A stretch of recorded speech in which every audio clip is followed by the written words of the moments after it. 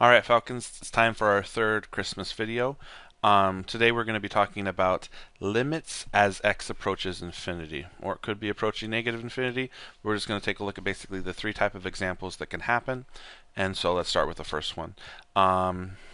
First of all, if I take the limit as x approaches infinity, and let's say we have 3x minus 5 over 6x squared plus 8x plus 10.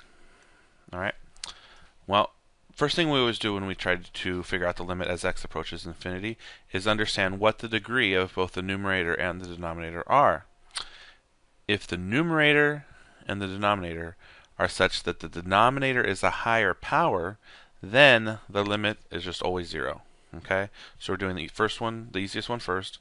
Whenever the denominator is a higher degree, the answer is 0. Alright? Because basically, the denominator is going to get really, really big much faster than the numerator. So if we're dividing by a really big number, that's why we're getting closer to 0. So that's the first case. Whenever we have the higher degree on the bottom and the smaller or lower number degree on the top, that's what's going to be happening. We're going to get a limit value of 0. So that's the first case. The second case, well, what if I switched it? What if I instead went, okay, we have a higher degree on the top, and we have a lower degree on the bottom.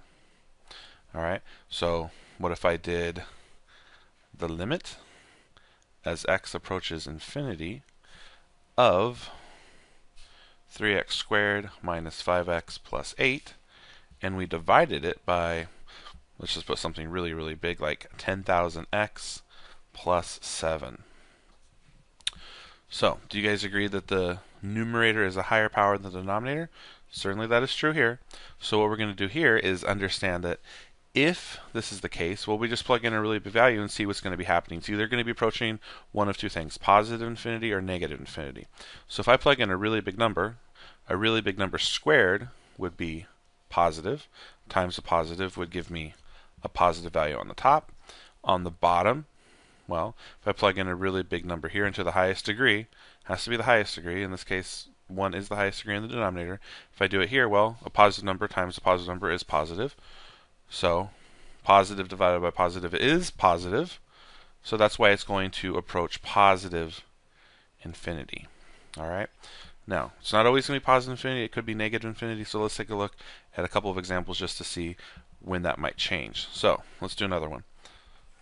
If I did the limit as x approaches infinity of, how about negative 7x to the fourth plus 3x plus 2 over x squared minus 6x minus 10. All right. Again, the numerator is a higher degree than the denominator, and we're seeing what happens as x approaches positive infinity. So if I plug in a positive value for x, all right, really, really big value, a really big positive number to the fourth power would be positive, times this negative would be negative. And again, remember, we only plug it into the highest degree in both the numerator and denominator. If I do the same thing on the bottom, plug in a really, really high positive value. If I square a really high positive value, it's still going to be positive. And then a negative divided by a positive, well, that's going to be a negative number. So that's why this particular question would go towards negative infinity. Okay, let's just try one more, though, to make sure it's really clear. If I did one more, like, let's say, the limit as x approaches, in this case, negative infinity of negative 3x to the fifth minus 6x plus 10 over negative 2x to the fourth plus 7x minus 5. Now, the common mistake answer here is people just see, okay, 5 is the highest degree in the numerator, it has a negative coefficient. 4 is the highest degree in the denominator, it has a negative coefficient, and they just think automatically that the negatives cancel, and so it's going to go towards positive infinity. That's not necessarily the case. We have to actually plug in a negative value that's really, really large and see what happens. So, if I do that, if I take a negative number to the fifth power, since 5 is an odd number, it's going to stay negative. I multiply it by this negative, and we know a negative times a negative is a positive. Then do the same thing on the bottom.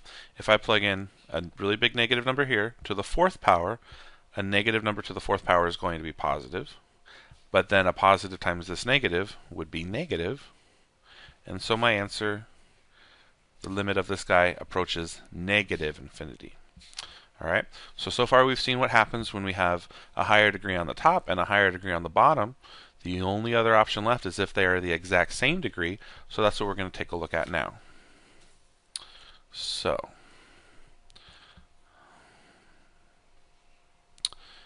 how about if we did this one right here? If we had the limit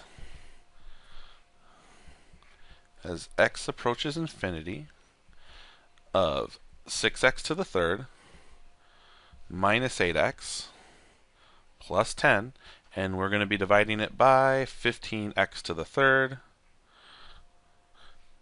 plus 6. Now, you guys notice the same degree is on the numerator and denominator. It's a degree of 3 on the top and the bottom. So in this case, all we do is we take the coefficients of the highest degrees. Now, they're not always going to be the first term. Sometimes they might switch it. I mean, it's not the 6x cubed minus 8x plus 10 doesn't necessarily have to be in standard form. They could switch the 6x to the third, make that the second or the third term. So I'm just saying you're not always going to go, okay, the first term divided by the first term. No, that's not always going to be the case. In this case, though, we are going to take 6 divided by 15 because those are the coefficients of the highest degree. So I just take 6 and 15 and we simplify that. So 6 and 15, the greatest common factor for those two numbers is 3.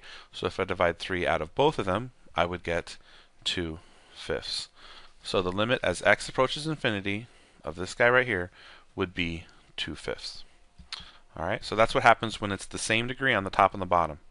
Alright, you just take the coefficients of the highest degree, simplify it, boom, you get your answer. So we've covered 3 different types of limits as x approaches infinity. You guys have one problem to do for homework. That problem I'll put up right now. Here is the problem you guys have to do. So let's take a look. So it comes in a little bit clearer now. Alright, so I gave you the limit as x approaches infinity of ax to the 4th plus bx to the 5th plus 15x to the 6th over cx to the 6th plus dx to the 5th plus ex to the 4th equals 5/3. And I asked you 2 questions which you're going to be putting on a separate sheet of paper, and it's our 3rd homework assignment so far over Christmas break. The first question states, what is the only variable you can solve for? And rather, not variable, it should read coefficient, my bad there. Alright. We're not actually going to be solving for x, we're going to be solving for either a, b, c, d, or e. Okay, which coefficient can you solve for? Alright, there's only one you can solve for based on the information I've given you. It also says, what does it equal when you do solve for it? So if you can solve for a, tell me what a equals. If you can solve for b, tell me what b equals. Alright, so that's the homework assignment. I hope you guys are able to have a lot of success with that, and I will talk to you guys later.